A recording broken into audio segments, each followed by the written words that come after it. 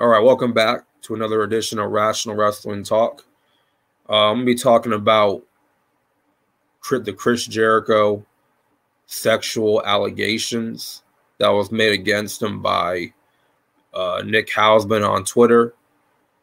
And there's definitely some rumors, news going around that Jericho called in Kylie Ray to his room and, basically said that there's going to be people there in the room, but it turned out he was just by himself in the room. And I mean, judging by that whole thing of calling a woman up to your room and it's just you by yourself. I mean, what do you think is going to happen, right? Like, let's be real here. Let's think about this logically. Like, what do you think is going to happen? With Chris Jericho being Chris Jericho, he knows that he's a big deal. He knows that he is a big superstar. So he probably felt that he could have his way with a young up-and-coming wrestler, right? Now, I want to read this article from ringsidenews.com talking about the AEW Talent Handbook guidelines on harassment leaks amid Chris Jericho allegations. It says the wrestling world finds itself embroiled in controversy as serious allegations of misconduct have surfaced against Chris Jericho, stemming from his alleged actions towards Kylie Ray in her subsequent departure from AEW in 2019. Now, let's just call this out. This is a brand new company, right? AEW in 2019, a brand new wrestling promotion. And you just signed with this brand new wrestling promotion. You're looking to get your big break on TV, right? On mainstream television, right? And a bigger audience. Why would you all of a sudden leave a new wrestling promotion that was set out to rival the WWE? There's definitely some, I'm not saying there's any evidence, because there is none. There is no evidence.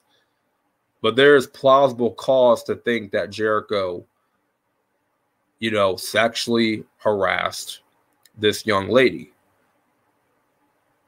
And, let's just continue reading. So these allegations have cast a shadow over Jericho's reputation. The allegations against Jericho were initially hinted at by Nick Hausman, suggesting that there might be undisclosed issues from Jericho's past. Another tweet alleged that Kylie Ray had an uncomfortable encounter with Chris Jericho in a hotel room, which was cited as a key factor in her decision to exit AEW. Adding a layer of complexity to the situation, a resurfaced video clip from 2019 has emerged in which Chris Jericho downplayed allegations of hush money involving Vince McMahon. And given the recent accusations against Jericho, this previously overlooked footage is now receiving significant attention. It has prompted fans to reevaluate their perceptions of Jericho's character. Now, in the midst of these allegations and controversy, the great Brian Last took to Twitter to share images from the AEW Talent Handbook, which outlines the company's guidelines for handling harassment. These guidelines make it abundantly clear that AEW has a zero-tolerance policy for harassment in all its forms, including verbal, physical, and visual. The policy extends to work-related communication settings and promotional appearances. So, when it comes to that talent handbook, I remember Chris Jericho saying that He doesn't abide by no talent handbook. I could have sworn I heard Jericho say that at one point, or read somewhere where those were his words. Now, Jericho's been in some hot water, also trying to get involved in the whole AEW brawlout situation, right? Saying that, oh, I never had to sign NDAs, but I know what happened, and you guys don't know what happened. The thing is, why do we care? Why should we care? That happened like literally over a year ago, and you weren't even involved, Jericho. Like, this guy wasn't even involved in that whole brawl out situation with Punk and the Young Bucks and Omega and Ace Steel. But he's claiming that he saw everything that went down. Okay, so if you didn't sign an NDA, then why don't you tell us what happened then? Since you want to kind of dangle it in our faces, since we're dying to know what happened, why don't you spill the beans, Jericho? But here's the thing. That whole Christmas tweet, right? That's just Jericho looking for attention. Now, he was drunk, but I don't want to hear that whole, oh, he's drunk, he didn't know what he was doing or what he was saying. That's bullshit. You know exactly what you're doing, even if you are intoxicated. Because remember, if you pick up the bottle, you know what you're doing, right? When you pick up a bottle, right, you know that you're putting in alcohol in your body, right? Kind of like when you drink water, you know you're drinking water. You eat a slice of pizza, you know you're eating a slice of pizza. Like, come on, people, let's stop being stupid. Let's stop being simple-minded. You know you put alcohol in your system, and you know what the effects were going to be, right? So I'm just looking at this whole thing from his tweet about the whole brawl out situation. He's just looking for attention. And now this landed him in hot water. This translated into Nick Hausman exposing Jericho that he sexually harassed Kylie Ray. Right? Allegedly, right? Allegedly. There's no real evidence that shows that he's done this. But there is plausible cause, right?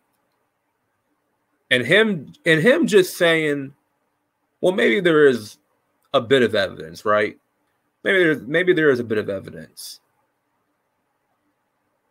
But the fact that he said, oh, I don't need to abide by no talent handbook. I don't need to follow no handbook.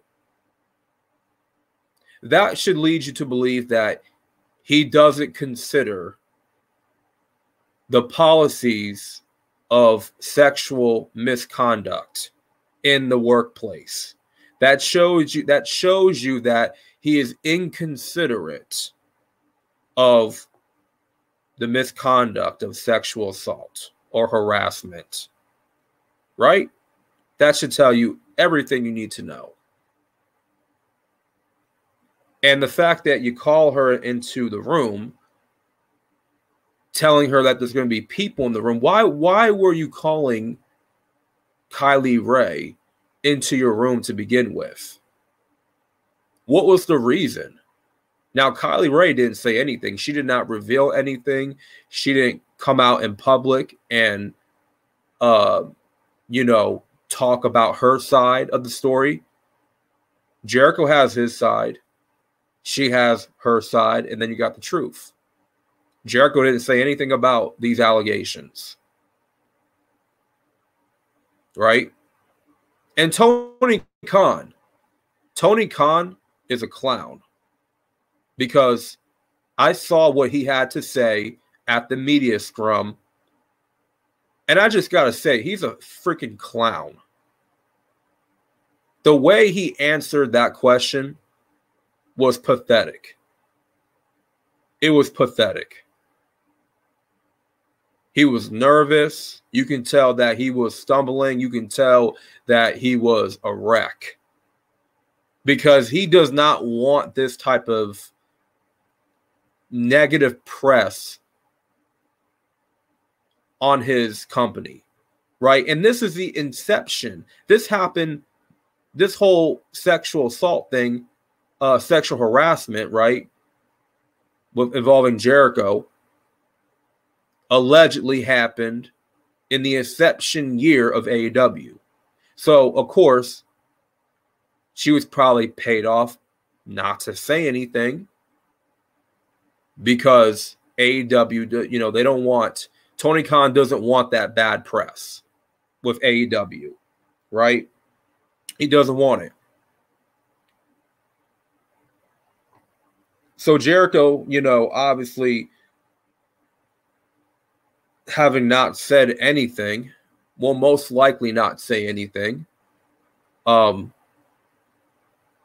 It's not looking good for Jericho at all. I mean, and if it actually turns out that he really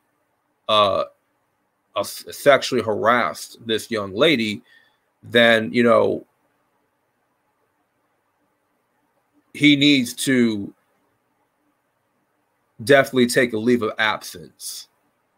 And, you know, there's people that are calling to cancel Chris Jericho. So, I mean, the fact that she left the company so early, that speaks volumes. Now, I heard that this woman has that she's been dealing with some mental health issues.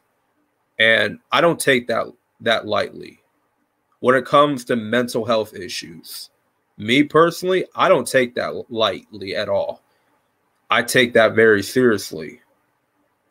So no one should be gaslighting her. Oh, it's probably just her mental problems that made her come out and try to, you know, accuse Jericho of doing such an act, you know, or it could have just been the fact that the reason why she left AEW was because of her mental health issues. Stop it. Stop it. Knock it off. That's gaslighting right there. That's gaslighting. If someone has mental health issues, they could just take a leave of absence, right? They're not going to leave a company because they have mental health issues. More so, take a leave of absence. Take a break. But in Kylie Ray's situation, she was one of the first signees of AEW. So why would in that sense, you know, why would she want to take a break, right? Why would she want to take a break? I mean, her only course of action was to leave. If Jericho actually came on to her, made a pass, she probably felt very uncomfortable and did not feel comfortable being around Jericho in the same environment. So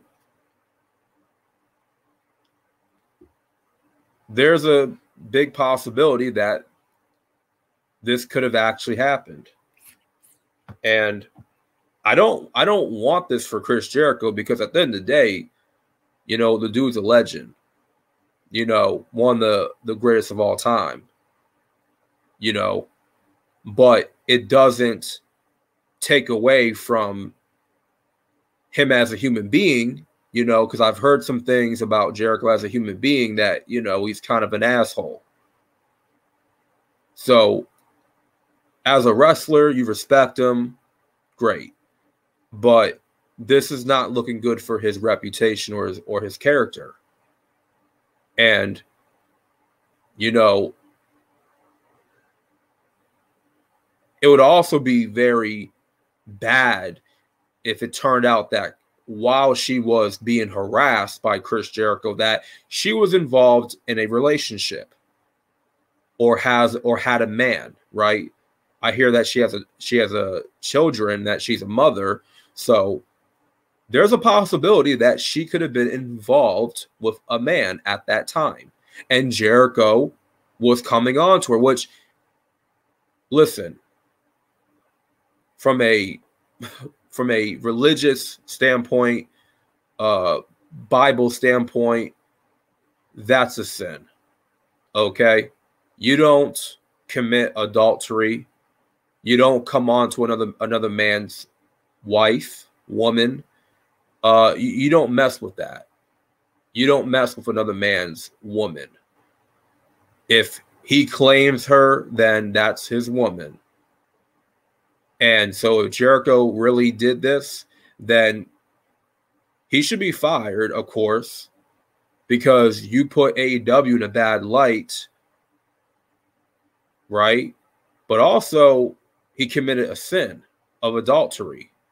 So, yeah, it's not looking good for Chris Jericho.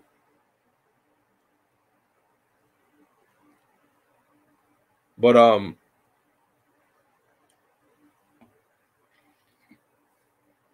we don't have any further evidence that this actually happened. But